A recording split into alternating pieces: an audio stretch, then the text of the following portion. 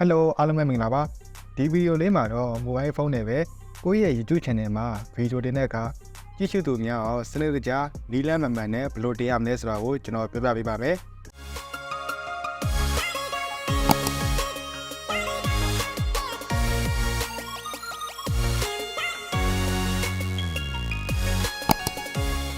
PC နဲ့တင်တဲ့နည်းကိုတော့ကျွန်တော်အရင်ဗီဒီယိုမှာတင်ပေးခဲ့တယ်အခုညာဘက်ထောက်လေးမှာပေါ်တိုင်း link လေးကိုနှိပ်ပြီးတော့တွားကြည့်လို့ရတယ်PC နဲ့တင်တာကတော့ပို့ပြီးတော့စနစ်ကြတာပေါ့နော်အခုလိုမျိုးကျွန်တော် link လေးထည့်လို့ရမယ်နောက်ဆုံးမှာပေါ်လာတဲ့ add screen လေးတွေကျွန်တော်ထည့်လို့ရမယ်ပေါ့နော်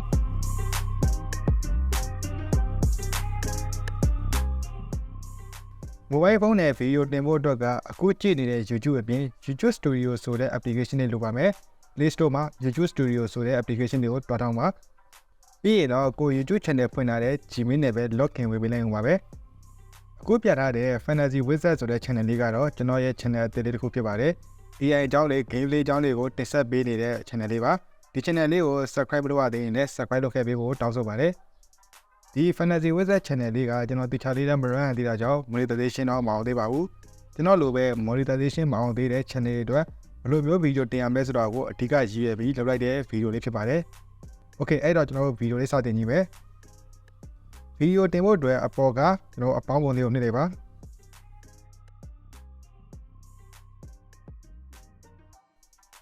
ါကျွန်တော်ကတော့ AI ကိုအသုံးပြုပြီးတော့တချင်းဖန်တီးတဲ့ဒီ video လေးကိုတင်မယ်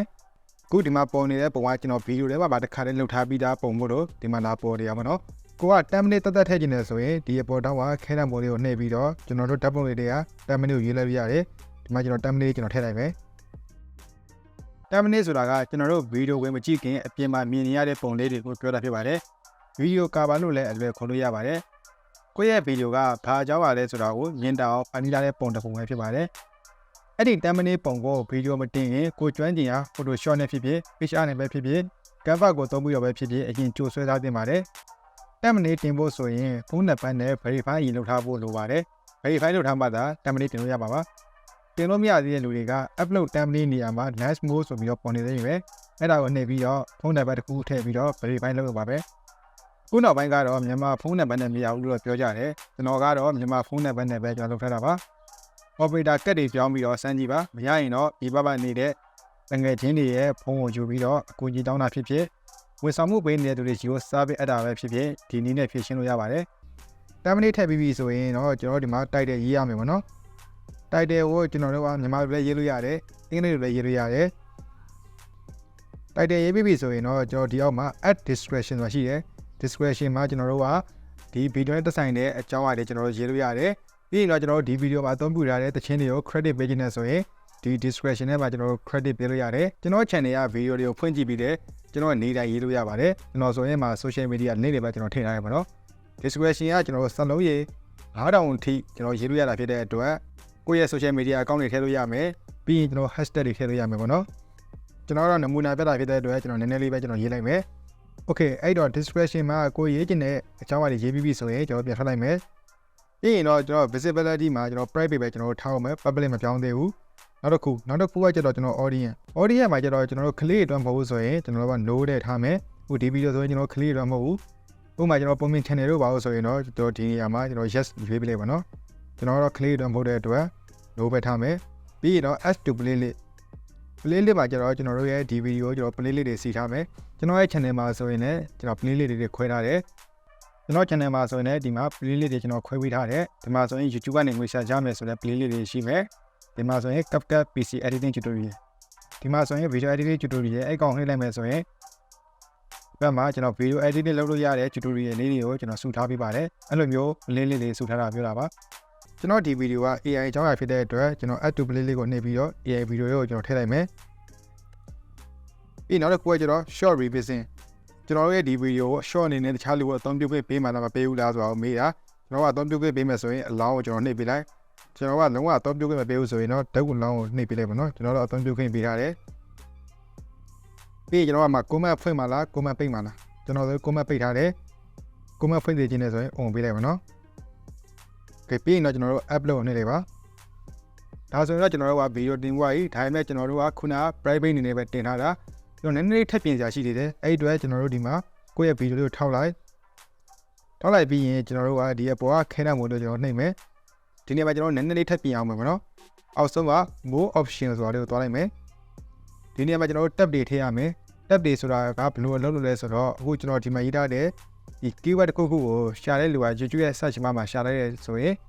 ကျွန်တော်ရဲ့ဒီဗီဒီယိုကိုကျွန်တော်ထွက်လာဖို့အခွင့်အရေးရှိမှာပေါ့နော်ရှာတဲ့လူတယောက်ကကျွန်တော်ထည့်ထားတဲ့ AI နဲ့တချင်းအလွယ်လုံးလေးဆိုတဲ့ keyword ကိုသုံးပြီးတော့ YouTube ရဲ့ search bar မှာရှာလိုက်ရဲဆိုရင်ကိုယ့်ရဲ့ဗီဒီယိုကပေါ်လာဖို့အခွင့်အရေးရှိမှာဖြစ်ပါတယ်အဲ့ဒီအတွက်ကျွန်တော် keyword လေးတွေကိုလူရှာများနိုင်မဲ့ keyword တွေကိုကျွန်တော်ထည့်ထားပေးဖို့လိုပါမယ်ဒီ tab တွေထည့်ထားလဲလွယ်လေးပါကျွန်တော်တို့ဒီမှာAI အကြောင်းလို့ကျွန်တော်ရေးလိုက်မယ်တော့ရေးပြီးပြီဆိုရင်ကျွန်တော်တို့ကအနာလေးခေါက်လိုက်အောင်မယ်ဒါဆိုရင်ကျွန်တော်ပြီးသွားပြီတခုတတိထားမှာကဒီနေရာမှာကျွန်တော် tab ကိုစလုံးရေ900ဒီပဲထည့်လို့ရပါတယ်ပြီးပြီဆိုရင်တော့ဒီအောက်က short remix ကကျွန်တော်ခုနပြောခဲ့ပြီးပြီဒီအောက်မှာ category ဆိုတာလေးထပ်ပေါ်လာတယ် how to and style ဒါတော့ကျွန်တော် tutorial ဖြစ်တဲ့အတွက်ကျွန်တော် how to and style နဲ့ကျွန်တော်ထားထားတယ်ကိုက entertainment ဆိုရင်တော့ကျွန်တော်ဒီမှာ entertainment ထားမယ်ဟာသားရေဆိုရင် comedy ထားမယ်ဒါတော့ကို gaming ဆိုရင်တော့ gaming ပေါ့နော်အဲ့တော့ကိုဗီဒီယိုပေါ်လိုက်ပြီးတော့ဒီညမှာရွေးချယ်ပေးလိုက်ကျွန်တော်တော့ how to and style ထားထားတယ်ပြီးရင်နောက်တစ်ခုကကျတော့ကျွန်တော်ဒီအောက်က comment နဲ့ကျွန်တော်ပြောပြီးပြီပြီးတော့ show how many viewer like this video ဆိုတော့ကျွန်တော်တို့ရဲ့ like ရေတော့ကိုပြမှာလားမပြဘူးလားကိုယ့်ရဲ့ video ရဲ့ like ရေတော့ဖြောက်ထားခြင်းနဲ့ဆိုရင်အမှန်ကြီးဖြုတ်ထားလိုက်ကျွန်တော်တော့ပြထားမယ်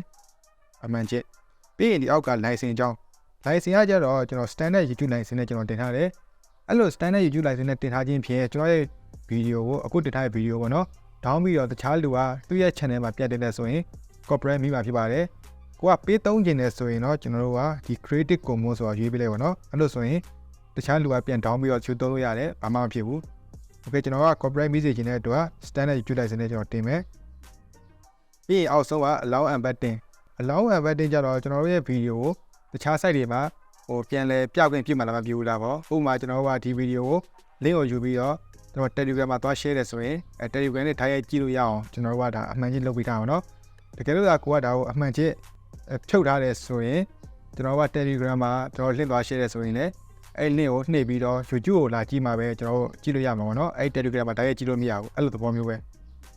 ကျွန်တော်တော့ကျွန်တော်ပြသဝင်ပြထားတဲ့အတွက်ကျွန်တော်အမှန်ကြီးလေးနှိပ်ထားတယ်ပြီးရင်တော့ကျွန်တော်ကဒါကို public နဲ့တင်လို့ရပြီပေါ့နော်အဲ့ဒါကျွန်တော် visibility မှာကျွန်တော် private ဖြစ်နေတာကိုကျွန်တော် public နဲ့တွားပြောင်းလို့ရတယ် okay ကျွန်တော်က schedule နဲ့တင်နေတယ်ဆိုတော့ဒီအောက်မှာ schedule ရှိမယ်ဒီအောက်က schedule ကိုနှိပ်လိုက်မကိုဘယ်နေ့ဘယ်ချိန်တင်မှာလဲရွေးပါနော်ကျွန်တော်6ရက်နေ့တင်မယ်ဆို6ရက်နေ့ okay